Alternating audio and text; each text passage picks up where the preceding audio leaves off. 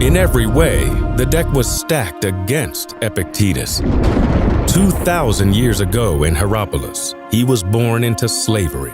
He wasn't even given a name. Epictetus just means acquired one. He was tortured. The fruits of his labor were stolen. His body was abused, like a horse that was ridden into the ground and then put down. Later, he was unfairly exiled. He went through unimaginable adversity and difficulty, and yet he triumphed.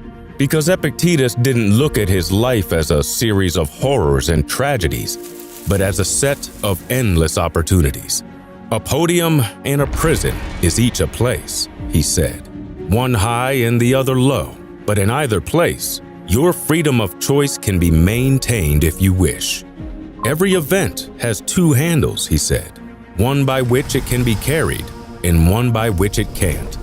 Epictetus chose to focus on what was in his control, his opinions, his values, his wants, his sense of self, and ignore the rest. Looking around at the powerful men and women in Nero's court where he worked, Epictetus began to notice that although he was a slave, he was freer than many of them. They were enslaved to power and ambition, pleasure and attention. Their minds wandered. They were easily distracted. They were wounded by minor offenses and consumed by petty grudges. They lived bad lives. So he educated himself under the great Stoic teacher Musonius Rufus and eventually won his freedom. He himself became a teacher of Rome's brightest students, including the future emperor Hadrian.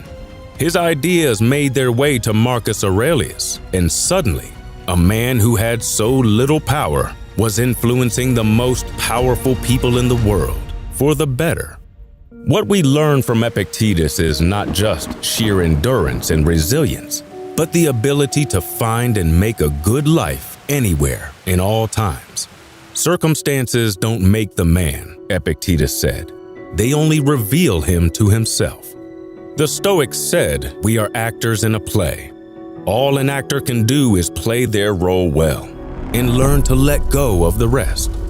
That's how we must see life.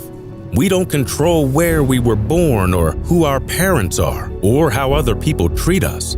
We only control what we do with the material we are given. Yes, so much of it is out of our control, but we have a lot more agency than some people think. We can, through determination and skill, learn how to shape our own destiny.